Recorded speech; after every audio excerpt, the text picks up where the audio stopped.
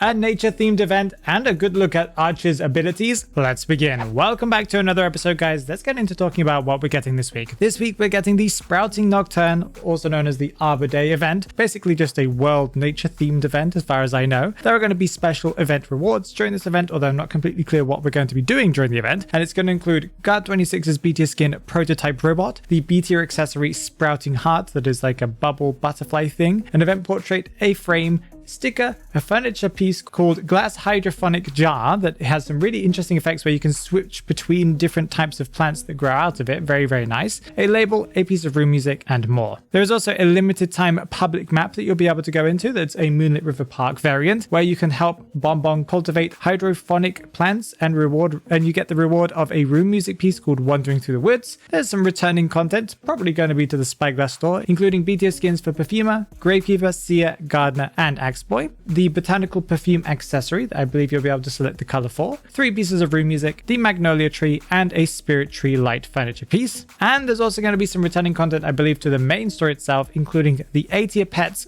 Owl Seer, Squirrel Mechanic, Red Panda Mercenary, and the B tier furniture piece Iris. I believe we haven't got any more Sherlock Holmes event this week, as far as I know. There might be a part 4 or a chapter 4, whatever you want to call it, but I'm unsure as I haven't really been following the story, so you guys can tell me if anything is happening. And another thing that we're getting the end of this week is we're getting the end of the Link Click Part 2 crossover. So if you wanted to get those skins, now is the time. I don't think they've made a third part to the anime yet, so I'm not really sure if we'll ever get a Link Click Part 3. As far as I know, that's all that they've announced that we're getting this week, so let's talk about what we're getting from the future. Just last week, we got Archer's abilities revealed, and I got to play her on the test server. Her abilities are quite fun, very interesting, not super complicated to understand, so let's get into talking about them right now. First of all, her main external trait is called Keel Bow, where she can aim and shoot an arrow from her bow that hits hunters. Upon hitting a hunter with an arrow, you will cause different effects. Well, basically one effect with different levels of severity, right?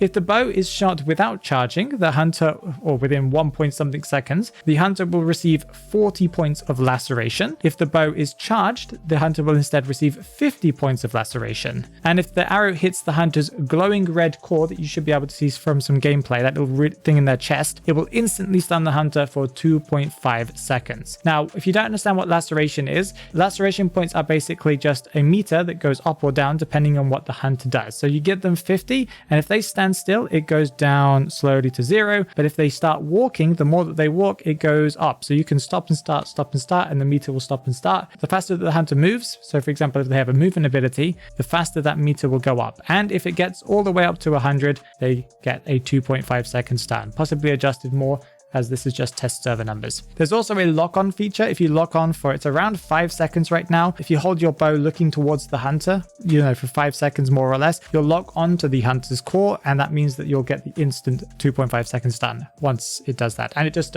makes it very difficult to miss the bow shot. Another external trait she has is the crossbow. That is exactly that. She shoots a crossbow arrow at the floor, or kind of down below her, and she jumps backwards away from the camera direction that you're looking. If the hunter gets hit by said arrow that has a short range, relatively short, they get an instant 60 points of laceration. Her external trait is Spirit of Braggy. I think that's how you pronounce it. It's basically her weakness, and it is that her heartbeat detection range is 30% smaller than a normal survivor. And when the hunter leaves her radius, whenever she loses heartbeat, she gets a 15% movement speed decrease for 5 seconds with a 20-second cooldown. Of course, all of these numbers could change as she releases to the main game. I also just want to say that currently she's got 3 bow arrows and 2 crossbow arrows, and she cannot pick them up again. So once they're gone, they're gone. They also just announced Season 36 Essence 2's poster with all of the cool little skins included, and also the skins, what they look like, and it is a very cool theme. The S tier is for Archer, and it's called the Anachronic Viluf. This is a skin based on the Starry Night painting by Van Gogh. So this whole essence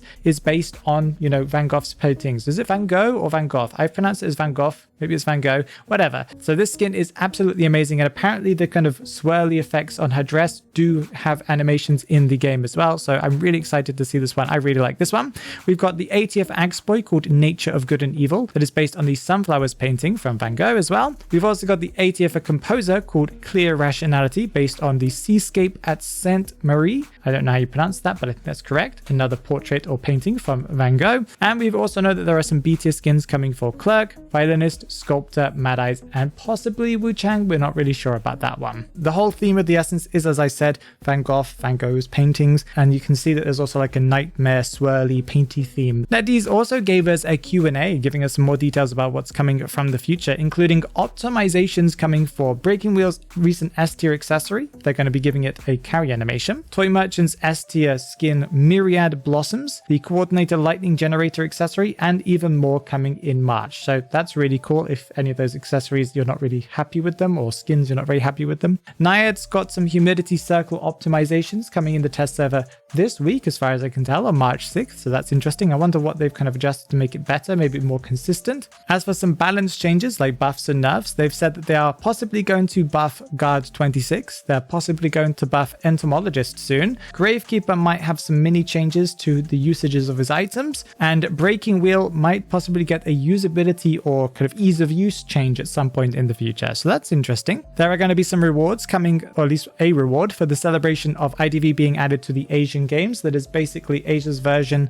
I think, of like the Olympics, I think, or something like that, but with esports as well. And of course, there are more details and more questions answered in the Q&A. So if you want to read through that, I've got them on the screen right now. Related to that, recently in the test server, they added some new quick message changes, and these are really big and dramatic. I did not get to mess around with these yet, so I've only been told what the things are, so I don't really understand exactly how all this all works, but this is the basic explanation that I got given. For ranked maps, you now have area divisions and namings. There is a voice activated feature where you'll be able to use your voice to activate quick message functions, which can be turned on or off in the settings. So the ones that you already have, maybe you can say, I'm going in for the rescue, and it will kind of send the equivalent message. There is a fill in the blank quick message feature added where you can now say, I am in this area, or this is the character, or character combinations and skill types as well. You'll be able to send things like, lucky guy is going to the rescue, lucky guy is decoding the cipher machine in midfield, beware of blink, quickly use the owl, there's a puppet in the midfield. This is probably the best thing they've ever added to quick messages. It means that now players that are playing solo or playing, two people and there are two other randoms are going to be on an equivalent tier now to having a full VC team that does of course exist in IDV. So that's really exciting to see. This might be one of the biggest changes they've made in IDV for quite some time, because this is a massive balance change and gives survivors a massive buff if you're in solo queue. So hunters, beware, your matches might get a little bit more difficult, or considerably more difficult. And some extra notes I want to add here. Season 36 Essence 3 should be the Chinese anniversary Essence, so that's exciting. That's a massive event with some tons of content that we'll get to talk about soon, I believe. Near the end of this month, we should expect a voting event where we'll be able to vote for skins that should come back either this year or next year. I'm not completely clear on that, so a big voting event as well. And we should be getting an upcoming Chinese 7th anniversary live stream on March 14th, where we should expect details on the anniversary rewards, the events that are coming from this year, the rest of this year, skins and stuff like that that are probably coming over the next few months, crossovers, and even more. So I'm very excited to see what's coming from the future. If you haven't watched the video that's on the screen right there, then you should definitely watch it, because YouTube thinks that you'll like it.